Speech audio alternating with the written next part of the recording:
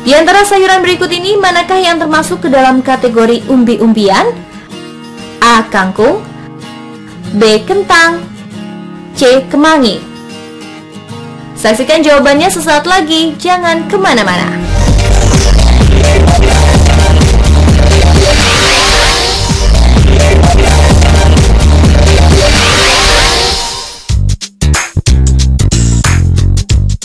Kentang merupakan salah satu tumbuhan sayuran yang termasuk ke dalam kategori umbi-umbian. Di beberapa daerah, kentang juga bisa dijadikan sebagai bahan makanan pokok.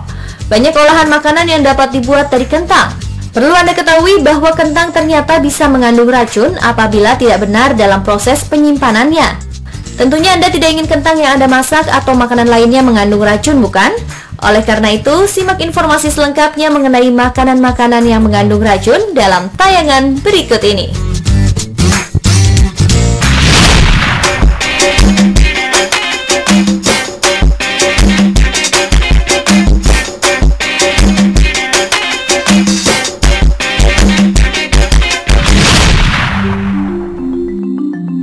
Pemirsa, tahukah Anda bahwa setiap hari manusia sering mengkonsumsi makanan yang dihasilkan oleh tumbuh-tumbuhan yang mengandung racun mematikan?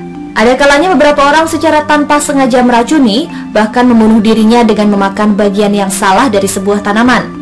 Agar Anda tidak menjadi salah satu dari mereka, berikut ini Spotlight sajikan informasi tentang makanan-makanan beracun yang penting untuk Anda ketahui.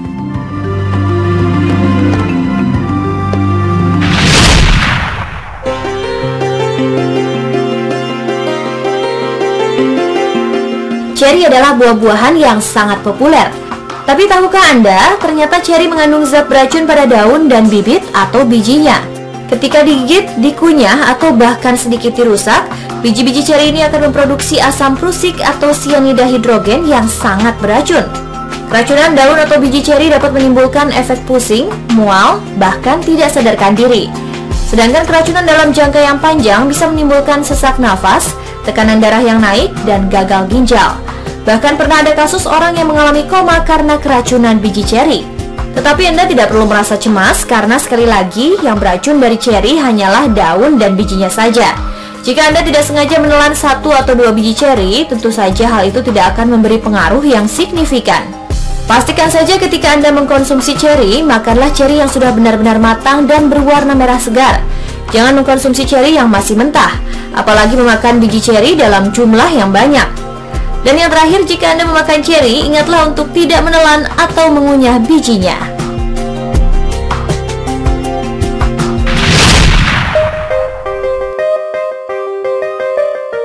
Seperti almond dan ceri, apel juga mengandung racun sianida dalam bijinya. Namun kandungan sianida dalam biji apel takarannya lebih kecil dibandingkan yang terdapat dalam almond atau biji buah ceri. Apel sering menjadi makanan favorit untuk pencuci mulut setelah makan. Biji apel yang berukuran kecil seringkali dimakan secara tidak sengaja. Menelan biji apel dalam jumlah yang sedikit tidak akan membuat Anda merasa sakit. Namun ketika memakan apel, berusahalah untuk tidak memakan bijinya, terutama dalam jumlah yang banyak. Selain bijinya yang berbahaya tadi, apel juga mengandung racun yang berasal dari luar. Berdasarkan penelitian yang dilaporkan oleh Environmental Working Group, yaitu sebuah kelompok advokasi kesehatan publik Amerika Serikat, buah apel masuk dalam urutan pertama sebagai produk yang paling tercemar pestisida. Penemuan ini berdasar pada analisa data pemerintah Amerika Serikat terhadap 53 buah dan sayuran untuk mengetahui hasil tanaman yang paling tinggi pestisidanya setelah dicuci. Hampir 92% apel yang diteliti mengandung 2 atau lebih pestisida. Paparan pestisida dari makanan yang dikonsumsi diketahui bersifat sebagai racun bagi sistem saraf, menyebabkan kanker, mengganggu sistem hormon, dan menyebabkan gangguan otak pada anak. Ibu hamil juga disarankan menghindari makanan yang tercemar pestisida. Menurut seorang analis bernama Sonia Lunder, pestisida pada apel kemungkinan besar berasal dari pembasmi jamur yang disemprotkan pada pohon apel agar buah ini bisa awet lebih lama. Pestisida yang terkandung mungkin saja dalam jumlah kecil, tetapi efeknya tentu berbahaya dalam jangka panjang. Mencuci buah dan sayur dengan produk pencuci ternyata tidak cukup ampuh untuk menghilangkan pestisida karena zat kimia itu diserap oleh tanaman dan terletak di bawah kulit buah.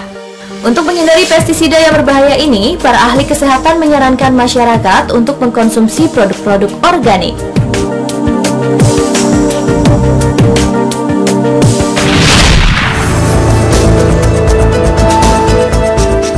Buah-buahan yang mengandung racun selanjutnya adalah tomat.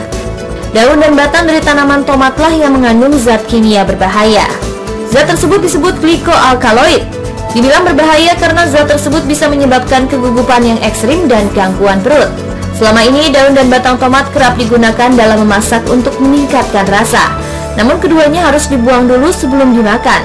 Memasak dengan cara seperti ini tidak mengeluarkan racun, namun dapat membuat perbedaan yang besar dalam rasa. Terakhir, untuk meningkatkan rasa tomat setelah membuang daun dan batang tomat, taburkanlah sedikit gula di atas masakan tersebut.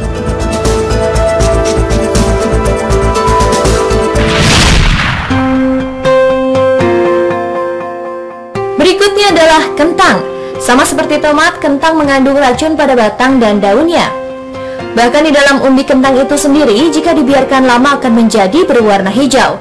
Warna hijau itu disebabkan oleh konsentrasi tinggi racun glikoalkaloid. Umbi kentang memang tidak beracun, tetapi bisa menjadi beracun bila penyimpanannya tidak benar. Kentang jika disimpan dalam keadaan kering dan di tempat yang dingin tapi tidak basah, maka kentang tersebut bisa bertahan lama.